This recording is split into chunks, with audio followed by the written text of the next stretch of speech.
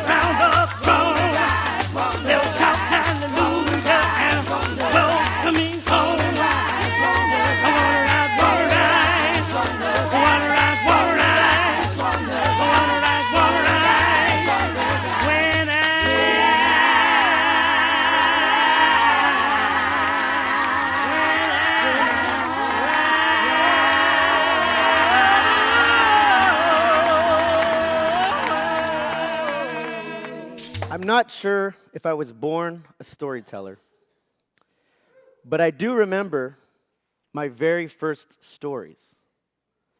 And they were the stories to questions from 4 and 5-year-olds. Where are your real parents? What's Guatemala like? And have you ever been back? At 4 years old, we duct taped an old vacuum cleaner, a plastic fan, and parts of a lawnmower together. And that was to be our pink flamingo, to fly me back to my home country to meet my parents and find out what Guatemala was really like. Now, of course, the duct taped airplane never took flight, but that never stopped me from describing to these kids, to myself even, what Guatemala was really like. From the insects to the flowers to the skies, I could tell them everything. But as I began to grow up and evolve as a human being, about 12 years old, I got tired of Guatemala just being an imaginary thing for me. At 12 years old, it became maps on walls, pictures of National Geographics, and above all, other teachers looking at me in the eyes. You're Maya. You're Maya. Do you know what that means? And I didn't. So at 19 years old, at 15 years old, I knew what I had to do. University was out of the question. Anything else besides going back to Guatemala was the only thing I had to do. I reflected, I would imagine myself being 35 or even 45 and looking back at my life and looking at university and some piece of paper, but not knowing that I went to Guatemala as soon as I could. So, 19 years old, I was an adult. I could get the hell out of the house, and I knew what the hell I was doing. And I knew everything. So I got that plane ticket, and I went alone. I didn't sign up to any tour or any bullshit like that. Got off the plane, and man, I became a Guatemalan firefly, a luciérnaga, bouncing from flower to park bench to hostel to everywhere. I was on fire. I had a little harmonica in my backpack always, meeting new people, telling them my story, why I was here. I had a mission, and I was so bright. I was that firefly, the luciérnaga. And I came with a mission. I needed to find my biological mother. That's the reason why I came to Guatemala, to connect, to find that woman that I was birthed of. And I had this speech planned out that I talked to myself from 15 years old all the way up till I got onto the soil of Guatemala. I knew what I was going to say to her. I learned her name, Maria Guadalupe Ramos. Maria, I was to tell her, I love you. I don't know why you gave me up for adoption, but I have a good life. I came from a good mother. I have a good family. I grew up with privilege. I have the opportunity to go to school. I don't have to be like these children, how they are. You gave this up for a reason. And I learned the history of Guatemala. I don't know if she could have been raped. I don't know if anything could have happened into my existence. But I wanted to let her know that I cared about her and I respected her decision and that I didn't have to have a relationship with her, but I wanted to let her know I loved her. Time went on and I was still on fire and I was still getting closer to each and every clue that I had on my little boards about where she was from, where I was from. But alas, I never found my mother. The closest thing I got was having the most intense dream ever. I remember sleeping. And I see her in this garden. She's behind these beautiful flowers. We're almost playing hide and go seek from each other. I'm so shy, and it looks like she's shy. The thing is, though, when I was born, she was 18 years old. Almost the exact same age I was, going back to Guatemala. But being this close to my mother, but not being able to talk to her, touch her, made me really sad. As I said, I came down to Guatemala with a mission, man. I was going to find my biological mother. But I didn't. And I began to get really depressed about that. All of a sudden, I was in my home country. I was in my soil. I was that little cacao seed in the soil, ready to grow. But unfortunately, there was no fertilizer. There was no one to help care for my seed, for myself. And some of my Spanish teachers, they would tell me, my only mission for you, Samuel, is to bring that firefly back into you, alive. Is to make you laugh. I don't know if you've ever heard me laugh, but I laugh all the damn time. But I shook it out. I got away from that depression and I realized where I was. I was in Guatemala. I was in the land of eternal spring. And I was in the soil. I was a coffee bean, an organic coffee bean, ready to grow out, ready to inhale the sunsets, to devour the mangoes, to aprovechar la vida, to enjoy life, my life. And I had that opportunity. I was home. And I wasn't a tourist. I was around people who looked like me for the first time. I felt like I was home, and I allowed that into my heart. I allowed myself to enjoy the 23-year-old aged rum, Zacapa. I was in it. I allowed the flavors to dance on my tongue, the salsa on my tongue. But I realized I was way too high in the mountains and pyramids of Guatemala in the jungles. I was a white quetzal floating over what was left of those jungles. I had not called my mother in Portland, Oregon, my Portland, Oregon Cedar Mill mother. I'd received emails from her, but I felt strange, like I was here in my world, and but I knew I had to call her. Emails saying that she was going through a divorce, and things were going to change, and she was leaving the house that I had been raised in. And I finally made that call in some cafe with the international, and I hear it. I hear, Sam? Sam, is that you? And I take a step back in my own mind, because for me, I'm in Guatemala. I'm no longer Sam down there. I am Samuel, Samuelito. I'm almost a different person. She tells me that she's leaving my father and they're getting a divorce. And in my head, I'm thinking, what took you so long? And I don't know what to do. I'm happy for her. I'm really happy for her. She needed out of that. But at the same time, I knew my father. I took time to know him, and I respected him as a human being, not necessarily my father. But I called him, and his story was way different. She's leaving me. Jesus Christ, I don't know what's going on. She's gonna sell your stuff. We're gonna have to sell your shit. My things at 19 years old, a drum set, my journals, my pictures, my drum set at the time meant so much to me. And I started putting myself in that world. I have to go home. I have to go save myself, who I am. And so I decided to get a secret, to go home secretly. I didn't tell my mother I was coming home, and my father. I had my scheduled flight was 6 months in advance further, so I decided to change my flight. And I go to the airport, and I have some troubles, but anyway, I get on that plane. I don't remember what happened exactly. I don't know if I got drunk on the flight back to the United States. I don't know if I fell asleep, because I really didn't want to be going home. But I remember getting off at the Portland airport and seeing that famous carpet that I called home. Stepping off, my backpack. Of course, I got searched. Why was I in Guatemala for so long, single? And as I said, I didn't tell anyone I was coming home. I didn't want signs with my name on it. I didn't want hugs. I didn't want anything. I just wanted to slowly seat back into my seat as if I never left.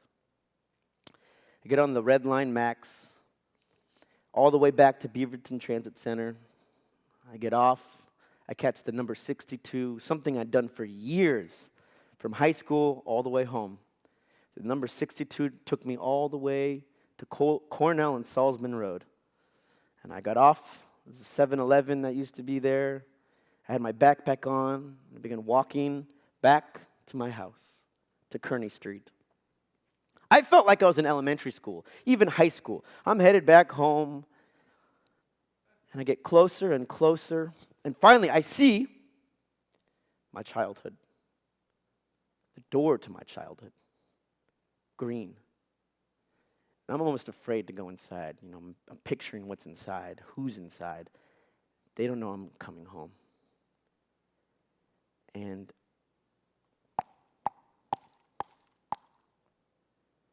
the door opens, and there she is, Carol Willoughby, my Portland, Oregon mother, with her Pacific Ocean eyes that begin to swell with those salty tears. She's screaming, she's Sam, and she's crying so much she didn't, and I can't even move yet. I'm in awe. There's this strange woman for a second. I don't recognize her. And she stands, she keeps crying, and I'm in shock. Who is she? How did she find me? How did I end up here in Oregon, Cedar Mill? And I drop my backpack, and I hug her. I embrace her. And in that moment, I knew exactly who she was. I knew exactly where I was. I was home. Even though I had left my home that I had not had the opportunity yet to make my true home, I was home because I was home to a woman, a stranger, a saint, an angel that takes care of a human being that looks nothing like her, and she cares for and loves unconditionally.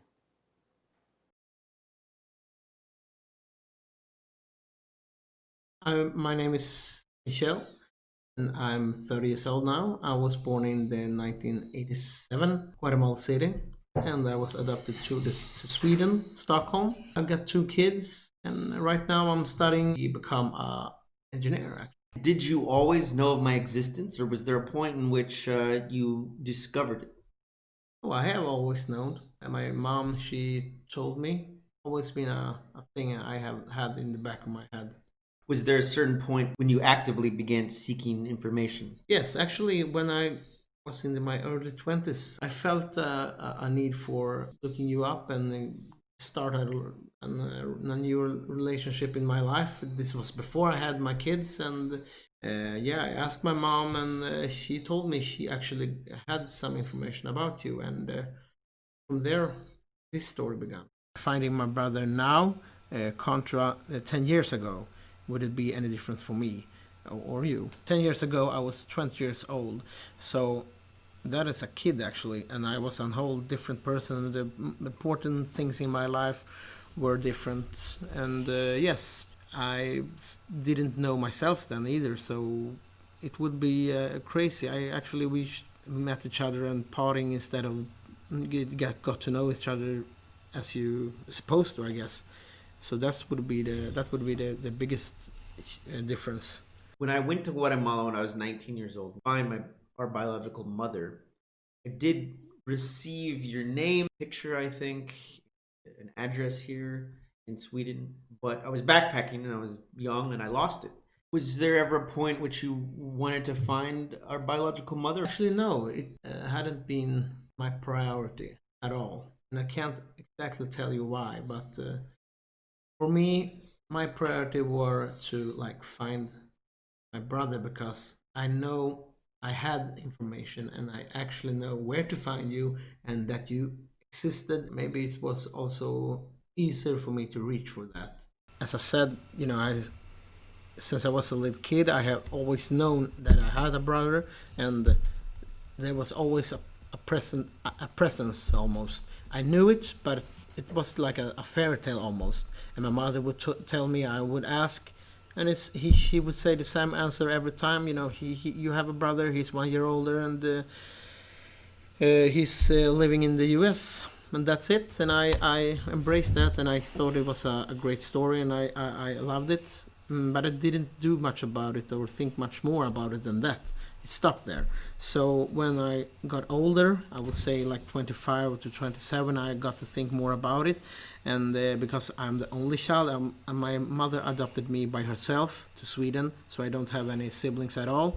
And no father for that matter either, in that sense. So yeah, I think it's always been something that was like missing in my life and I was interested in. So when I got to my 25, 27 years old, I thought about, I'm going to do this. I'm going to find more information and like tracing it back and look what it gets me. So I started to ask my mother, and she told me she had some old information about Samuel that was laying around somewhere, and she helped me try to find this information, but she didn't. She had lost it, she said, somehow.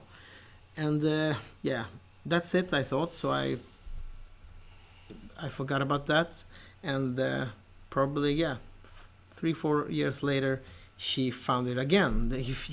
She found the note with the information on it, and she called me up and said, "Yeah, I found the information about your brother. You should come right now." And I said, "Yeah." I thought to myself, "Okay, yeah, this again. Am I ready for this? No, I don't know." Yeah, but either way, I got there and I got the information, and it was old, so. But I had a starting point, and from there, with social media, internet, and everything, I started to dig, and I typed in the address and the name I've gotten, and actually the name was Paul. That is your brother and also your father, and they're both named Willoughby in this surname. So I got so much information, and I started to look into this, and I'm starting to sort things out, and finally I got like I think it was a contract on the house or the property of your father, I guess. So yeah, I started from there, and then I got on the Facebook, and I found you, but you had you have changed your last name. I didn't know at the time that this was like an artist name for your acts and plays. He's talking about Samuel Willoughby. Yes, that's what it. And that was hard for me because I had the Willoughby name, and because you had the other name on the Facebook, it was it didn't get through right away. Okay, yeah, so I got that. I sent him a message. I sent you a message, but as you know, the Facebook don't allow like people from that you don't know to send you messages. If you don't have any connections, and it's certain, that's the way it is. So you didn't got that, I think. So I got on the, I don't know, I got some kind of link to YouTube. And then I saw his act, his theater act, and from there I got the Instagram, and Instagram allows you to send messages. A short message for you to first of all, believe me who I am when I say, yes, I'm your brother from Guatemala. Yeah. Okay, you have an act, so that's information that people would know. So, and I had this picture of our mother, a biological mother, Maria Ramos, right? Mm-hmm. Yes. And so I sent that, and I did a short message where I said, I'm your brother from Guatemala. Believe it or not, I want to contact you. I sent you some information. I can't remember, but actually, I have the message here. It says, "Hello, Samuel. My name is Michel.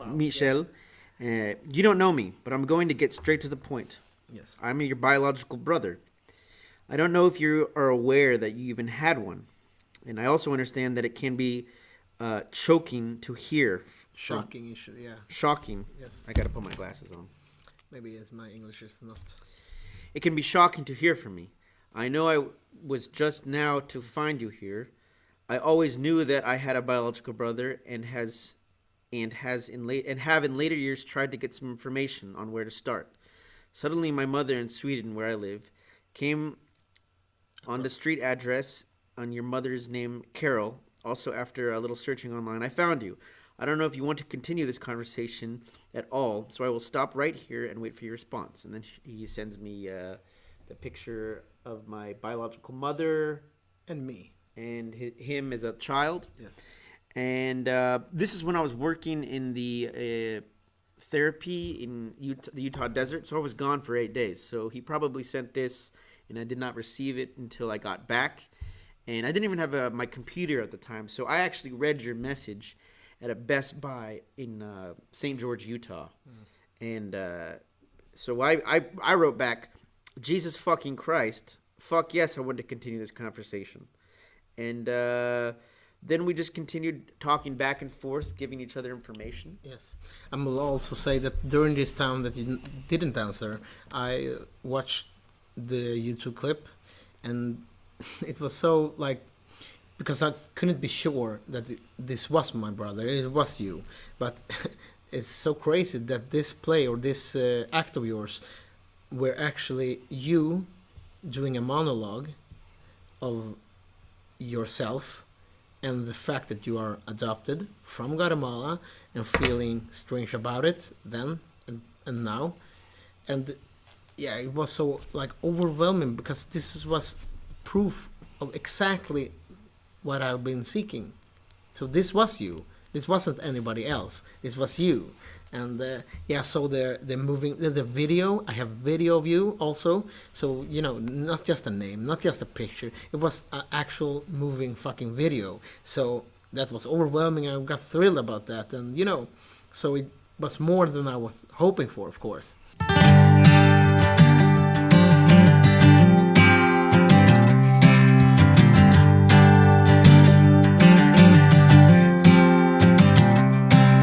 Early in the morning when the sun does rise, laying in the bed with bloodshot eyes. Late in the evening when the sun sinks low, that's about the time my rooster crows. I got women up and down this creek, and keep me going and my engine clean. Run me ragged but I don't fret, 'cause there ain't been one slow me down, none yet. Get me drinking that moonshine, get me higher than the grocery bill. Take my troubles to the high wall, throw 'em in the river and get your fill. We've been sniffing that cocaine, ain't nothing better when the wind cuts cold. Lord, it's a mighty hard living, but a damn good feeling to run these roads.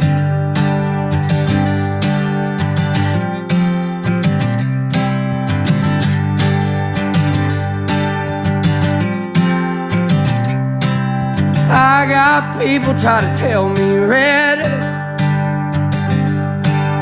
keep this living and you wind up dead. Cast your troubles on the Lord of Lords, wind up laying on a cooling board. But I got buddies up White House Road,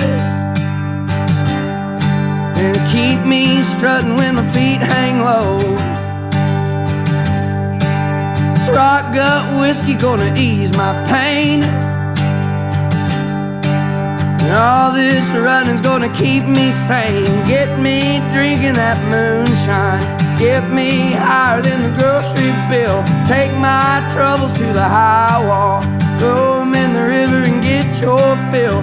We've been sniffing that cocaine, ain't nothing better when the wind cuts cold. Lord, it's a mighty hard living, but a damn good feeling to run these roads.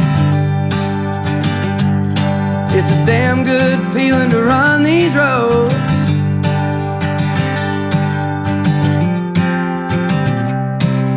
When you lay me in the cold hard clay, won't you sing them hymns while the banjo plays? You can tell them ladies that they ought not frown, 'cause there ain't been nothing ever held me down. Lawmen, women, or shallow grave, same old blues, just a different day. Get me drinking that moonshine, get me higher than the grocery bill. Take my troubles to the high wall, throw 'em in the river and get your fill. We've been sniffing that cocaine, ain't nothing better when the wind cuts cold. Lord, it's a mighty hard living, but a damn good feeling to run these roads. It's a damn good feeling to run these roads. It's a damn good feeling to run these roads.